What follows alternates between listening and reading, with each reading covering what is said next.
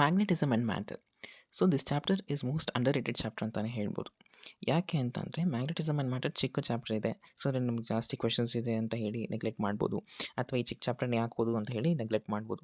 Because ಈ ಚಾಪ್ಟರ್ನ ಓದಿದ್ರೆ ನಿಮಗೆ ತುಂಬ ಮಾರ್ಕ್ಸ್ ಬರ್ಬೋದು. ಅಂದರೆ ತುಂಬ ಮಾರ್ಕ್ಸ್ ಅಂದರೆ ನಾನು 10-15 ಮಾರ್ಕ್ ಅಂತ ಹೇಳ್ತಾ ಇಲ್ಲ, ಬಟ್ ಇರೋ ಮಾರ್ಕನ್ನು ತುಂಬ ಈಸಿಯಾಗಿ ಫುಲ್ ಮಾರ್ಕ್ಸನ್ನು ಸ್ಕೋರ್ ಮಾಡುವಂಥ ಚಾಪ್ಟರ್ ಮ್ಯಾಗ್ನೆಟಿಸಮ್ ಆ್ಯಂಡ್ ಮ್ಯಾಟರ್. ಓಕೆನಾ. ಕರೆಂಟ್ ಎಲೆಕ್ಟ್ರಿಸಿಟಿ ಅಥವಾ ಬೇರೆ ಆಲ್ಟರ್ನೇಟಿವ್ ಕರೆಂಟ್ ಅಂತ ಚಾಪ್ಟರ್ ತೊಗೊಂಡ್ರೆ ನಿಮಗೆ ಜಾಸ್ತಿ ಟೈಪ್ಸ್ ಆಫ್ ಕ್ವೆಶನ್ಸ್ ಇರುತ್ತೆ.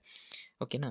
ಅದನ್ನು ಓದೋ ಬದಲು ಅಂದರೆ ಲಾಸ್ಟ್ ಮೊಮೆಂಟಲ್ಲಿ ನೀವು ಓದ್ತಾ ಇದ್ದರೆ ಈ ಚಾಪ್ಟರ್ನ ಸೆಲೆಕ್ಟ್ ಮಾಡ್ಕೊಂಡ್ರೆ ಡೆಫಿನೆಟ್ಲಿ ಫುಲ್ ಮಾರ್ಕ್ಸ್ ಅನ್ನೋದು ಗ್ಯಾರಂಟಿ ಸ್ಕೋರ್ ಮಾಡ್ಬೋದು. ಹೇಗೆ ಅಂತ ನೋಡ್ತಾ ಹೋಗೋಣ. First question, mention the properties of magnetic field lines.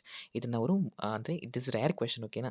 But ಕೇಳಿದ್ರೆ ಕೇಳ್ಬೋದು 2 ಅಥವಾ 3 ಮಾರ್ಕ್ಸ್ಗೆ. Okay. Next, derive expression for magnetic potential energy of a dipole in uniform magnetic field. So ಇದನ್ನು ಅವರು 2 ಅಥವಾ 3 ಮಾರ್ಕ್ಸಲ್ಲಿ ಕೇಳ್ಬೋದು. ಓಕೆ, ಅದು ನೋಡ್ಕೊಳ್ಳಿ. ಮತ್ತು ಯಾವ ಆ್ಯಂಗಲಲ್ಲಿದ್ದರೆ ಎಷ್ಟೆಷ್ಟು ಎನರ್ಜಿ ಇರುತ್ತೆ ಅನ್ನೋದನ್ನು 2 ಮಾರ್ಕ್ಸಲ್ಲಿ ಕೇಳ್ತಾರೆ. That is most important. State Gauss law of magnetics ಅಥವಾ ಮ್ಯಾಗ್ನೆಟಿಸಮ್ ಅಥವಾ ಮ್ಯಾಗ್ನೆಟೋಸ್ಟ್ಯಾಟಿಕ್ಸ್ ಅಂತಲೂ ಕರೀತಾರೆ. Most important. ಆ್ಯಂಡ್ ಇದರಲ್ಲಿ ಇದೇ ಕ್ವೆಶನಲ್ಲಿ ಎಲ್ಲರೂ ಮಿಸ್ಟೇಕ್ ಮಾಡ್ತಾರೆ. ಗಾಸ್ ಲಾ ಅಂತ ನೋಡಿದ ತಕ್ಷಣ the total flux through surface is 1/ε0 times net charge enclose ಅಂತ ಬರೆದ್ಬಿಡ್ತಾರೆ. ಬಟ್ ಮ್ಯಾಗ್ನೆಟಿಸಮ್ ಅನ್ನೋದನ್ನು ಓದೋದಿಲ್ಲ. ಸೊ ನೋಡ್ಕೊಳ್ಳಿ ಏನು ಮಾಡಬೇಕು ಅಂತ. Okay. Next, define magnetization. Net magnetic moment per unit volume. ಇದನ್ನು ಕೇಳ್ತಾರೆ. Define magnetization. ಮತ್ತು what is magnetic susceptibility. So ಇದನ್ನು ಅಷ್ಟೇ ಅವರು 2 ಮಾರ್ಕ್ಸಲ್ಲಿ ಕೇಳ್ತಾರೆ. Next, derive relationship between magnetic susceptibility chi and mu R relative permeability and permittivity. Okay, that is it, permeability. Okay. Next, ಈ table ಏನಿದೆಯಲ್ಲ, ಟೆಕ್ಸ್ಟ್ ಬುಕ್ಕಲ್ಲಿ ಟೇಬಲ್ ಕೊಟ್ಟಿರ್ತಾರೆ, ಇದನ್ನು MCQಸಲ್ಲಿ ಕೇಳ್ತಾರೆ.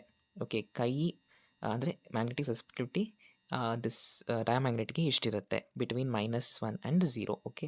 ಅದೇ ರೀತಿ ಈ ಮ್ಯೂ ಆರ್ ಎಷ್ಟಿರುತ್ತೆ. ಓಕೆ. ಮತ್ತು ಮ್ಯೂ ಹೇಗಿರುತ್ತೆ. ಸೊ ಅದನ್ನೆಲ್ಲ ಅವ್ರು MCQಸಲ್ಲಿ ಕೇಳ್ತಾರೆ, ನೀವು ನೋಡ್ಕೊಳ್ಬೇಕಾಗತ್ತೆ. And difference between diamagnetic and paramagnetic substances.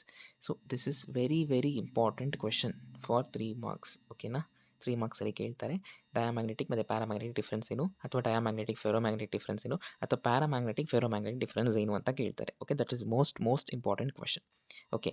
ಅದನ್ನು ಕೇಳಲಿಲ್ವಾ, ನಿಮ್ಗೆ ಏನು ಕೇಳ್ತಾರೆ, ಡಯಾಮ್ಯಾಗ್ನೆಟಿಕ್ ಬಗ್ಗೆ ಒಂದಷ್ಟು ಪ್ರಾಪರ್ಟೀಸ್ನ ಬರೀರಿ, ಪ್ಯಾರಾಮ್ಯಾಗ್ನೆಟಿಕ್ ಬಗ್ಗೆ ಒಂದಷ್ಟು ಪ್ರಾಪರ್ಟೀಸ್ನ ಬರೀರಿ, ಅಥವಾ ಫೆರೋಮ್ಯಾಗ್ನೆಟಿಕ್ ಬಗ್ಗೆ ಒಂದಷ್ಟು ಪ್ರಾಪರ್ಟೀಸ್ನ ಬರೀರಿ ಅಂತ ಕೇಳ್ತಾರೆ. Okay. Either this or that ಕೇಳ್ಬೋದು. Next, diamagnetic is universal property of many materials.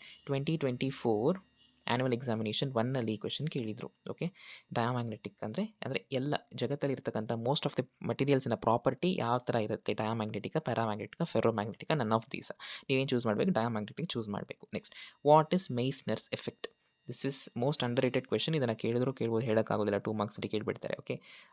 ಅಂದರೆ phenomenon of perfect diamagnetism in superconductors. Superconductors ಅಂತಲೂ ಕೇಳ್ಬೋದು, but that is most underrated question. ಅದನ್ನು ನೀವು ನೋಡ್ಕೊಳ್ಬೋದು. Next, hard and soft ferromagnetic ಸಬ್ಸ್ಟೆನ್ಸ್ಗೆ ಇರುವಂತಹ difference. This is also very important question. Okay. ಇದನ್ನು ಕೇಳ್ತಾರೆ 2 ಮಾರ್ಕ್ಸಲ್ಲಿ.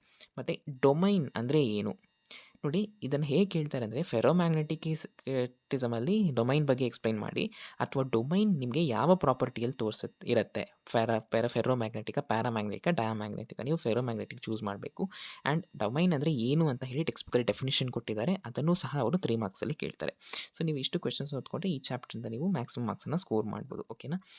ಅಂದರೆ ಮೆಜಾರಿಟಿ ಇಲ್ಲಿಂದಾನೇ ಬರುತ್ತೆ. ಓಕೆನಾ. ಇದರಿಂದ ಔಟ್ಸೈಡ್ ಬರೋದಿಲ್ಲ ನಾನು ಕೊಟ್ಟಿರೋ ಕ್ವೆಶನ್ಸಿಂದ. ಹಂಗೆ ಬಂದರೆ ನಿಮ್ಗೆ MCQಸಲ್ಲಿ ಬರ್ಬೋದು. ಅಂದರೆ ಟೆಕ್ಸ್ಟ್ ಬುಕ್ಕಲ್ಲ ಒಂದ್ಸಲ ಡೀಟೇಲಾಗಿ ಓದಿ. ನಾನು ಬೇಕಂದರೆ ಟೆಕ್ಸ್ಟ್ ಬುಕ್ ವೀಡಿಯೋನ ಇನ್ನೊಂದ್ಸಲಿ ಮಾಡ್ತೀನಿ ಫಾರ್ MCQ ಪರ್ಪಸ್. ಓಕೆ.